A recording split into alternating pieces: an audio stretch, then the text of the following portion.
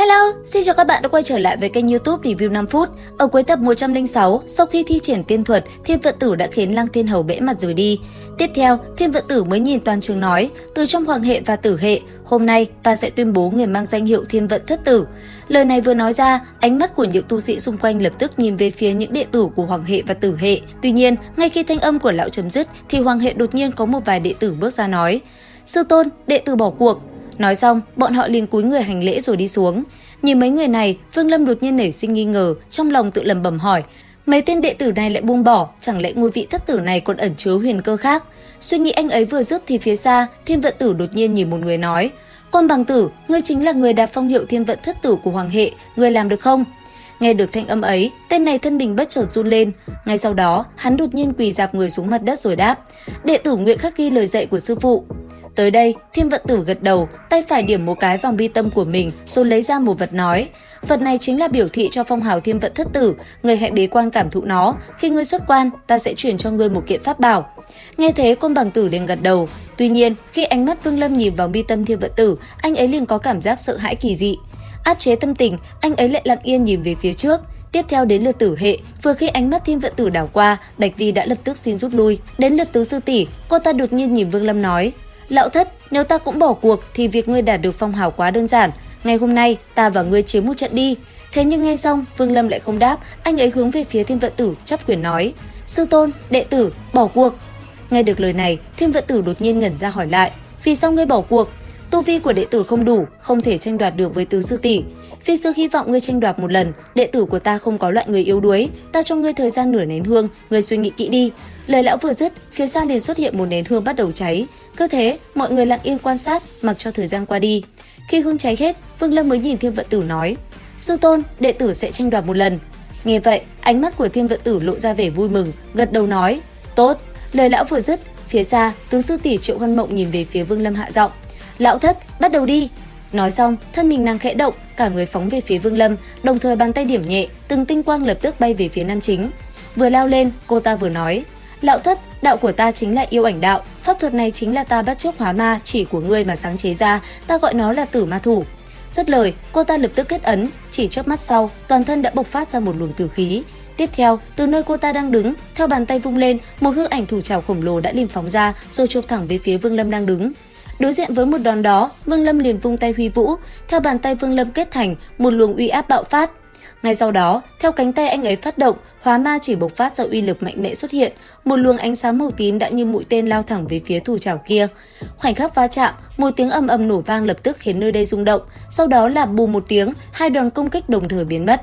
Phía xa xem chiến, thần sắc của Thiên Vận Tử vẫn như thường, lão chăm chú nhìn vào ngón trỏ trên tay phải của Vương Lâm, lẩm bẩm nói, đạo của ta chính là Thiên Vận đạo, phải tìm được người phù hợp thì ta mới có thể tiến tiếp bước thứ ba, người này có phù hợp với số phận của ta hay không? Suy nghĩ của lão vừa dứt thì phía bên kia, Triệu Hân Mộng đã lấy ra một hạt châu, chớp mắt, hạt châu kia đã liền hấp thu hết ma khí mà hóa ma chỉ vừa bạo phát. Đến đây, nữ nhân kia mới vui sướng nói, lão thất, sư tỷ không cùng người tranh đoạt phong hiệu Thiên Vận Thất Tử, nhưng ma lực sau khi dị hóa này phải thuộc về ta. Thế vậy, Vương Lâm nhìn vào hạt châu kia trầm giọng đáp, ngươi muốn dụ ta dùng ra hóa ma chỉ sao? Nếu như vậy, ngươi cũng không thể đoạt được ma lực kia đâu. Lời vừa dứt, ma khí đen đặc trong hạt châu trên tay Triệu Hân Mộng lập tức tiêu tan, đồng thời hạt châu kia cũng trở nên trắng bệch rồi tan vỡ. Nhìn nó, nữ nhân kia sợ hãi hỏi, lão thất, ta chỉ muốn một tia ma lực của ngươi, ngươi nếu cho ta thì ta sẽ lập tức bỏ cuộc rời đi, nếu không... Nghe vậy, Vương Lâm trầm giọng đáp, Tứ sư tỷ, việc này tại hạ không giúp được. Lời anh ấy vừa dứt, Triệu Hân Mộng đã nâng tay phải lên, trong miệng gầm lên nói, cửu chuyển luyện tinh quyết. Tiếng gầm kết thúc, tiên lực ào ào tuôn ra tạo thành từng luồng lốc xoáy liền bay ra bên ngoài. Thế thế, Vương Lâm cũng làm ra hành động tương tự, cửu chuyển luyện tinh quyết được anh ấy thi triển. Chỉ tích tắc sau, hai đoàn công kích như hai luồng lốc xoáy đã va chạm vào nhau ở giữa không trung, tạo nên một vụ chấn động mạnh. Thế nhưng, chỉ trong chớp mắt, khi hai đoàn công kích so kè, Vương Lâm cũng đồng thời kết ấn và thi triển đến lục chuyển, khiến Triệu Hân Mộng không khỏi kinh ngạc. Tuy nhiên, cô ta vẫn tự tin nói, thất sư đệ, ngươi không thi triển hóa ma chỉ, liệu còn chống đỡ được mấy chiêu? Nghe vậy, tay phải Vương Lâm vỗ túi trữ vật, lập tức chiến phủ của cự ma tộc hóa thành một đạo hắc mang lao ra, trực tiếp phiêu phủ giữa hư không.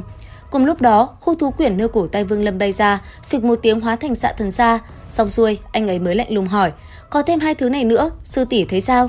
Nhìn khí tức kinh người kia, Triệu Hân Mộng nhìn Vương Lâm, trầm mặc một lúc, bỗng nhiên nhoẻn miệng cười hạ giọng đáp, ta đã xem thử ngươi, lão thất, sư tỷ bỏ cuộc.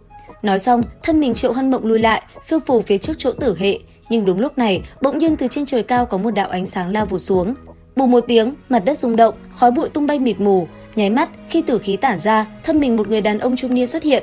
Hắn đứng đó, hướng về phía Thiên Vận Tử ôm quyền trầm giọng nói: "Đệ tử Trần Đào bái kiến sư phụ." Nghe thế, ánh mắt Thiên Vận Tử nhìn lại trên người Trần Đào, trong mắt hiện lên một vẻ tán thưởng đáp: "Ngươi có thể sớm trở về là tốt rồi." Khi đi ngang qua Hắc Mặc Tinh thì nơi đó xuất hiện một loại bảo vật, đệ tử phải lấy nó để dâng lên cho sư phụ nên mới tới muộn một chút. "Bảo vật như thế nào mà có thể hợp ý ngươi?" Lời lão vừa dứt, Trần Đào vỗ túi trữ vật, trong tay lập tức xuất hiện một đóa hoa có 6 cánh rồi dâng lên nói: "Sư tôn, ta cũng không biết đóa kỳ hoa này là gì, thế nhưng cũng vì nó mà 3 con thượng phẩm hoang thú cũng phải tranh đoạt với nhau." Dứt lời, hắn ta đẩy đóa hoa kia về phía Thiên Vận Tử, cuối cùng nằm gọn trong tay lão. Đến đây, Thiên Vận Tử nhìn đóa hoa này trầm ngâm một chút rồi nói: "Đây chính là thất thải lưu ly quang, 10 năm mọc rễ, 100 năm ra lá, ngàn năm khởi quang, vạn năm nở hoa một lần. Vật này đối với ma thú là cực kỳ quý giá, đúng không tôn trưởng lão?" Đúng vậy, chỉ có điều nó chưa xuất ra cánh hoa thứ 7. Tuy nhiên, với thần thông của Thiên Vận đạo hữu, không mất quá nhiều thời gian thì cánh thứ 7 cũng xuất hiện thôi. Nghe thế, Thiên Vận Tử gật nhẹ đầu rồi thu đóa hoa kia vào tay rồi nói: "Được, vật này vi sư sẽ nhận lấy." Dứt lời, lão định làm gì thì Trần Đào đã nhìn 3 người của Tử Hệ nói: "Người của Tử Hệ ta quả là ngày càng ít. Bạch Vi, Triệu Hân Mộng, đã lâu không gặp. Ta biết là đại thọ vạn năm tuổi của sư phụ, người nhất định sẽ trở về." Nghe vậy, Trần Đào khẽ gật đầu rồi nhìn Vương Lâm hỏi: "Ngươi chính là lão thất sao? Xưng tên đi."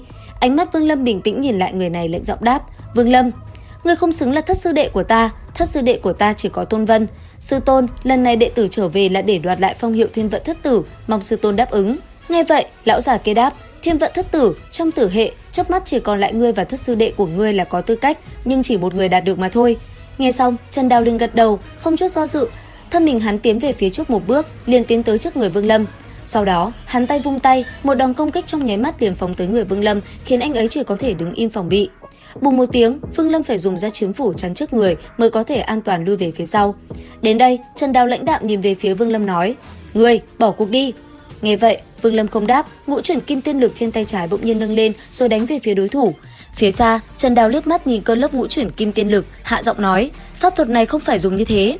Nói xong, tay phải hắn bắt quyết rồi đẩy về phía trước một cái, cơn lốc kim tiên bỗng nhiên dừng hẳn lại trước ngón trỏ tay phải của Trần Đào.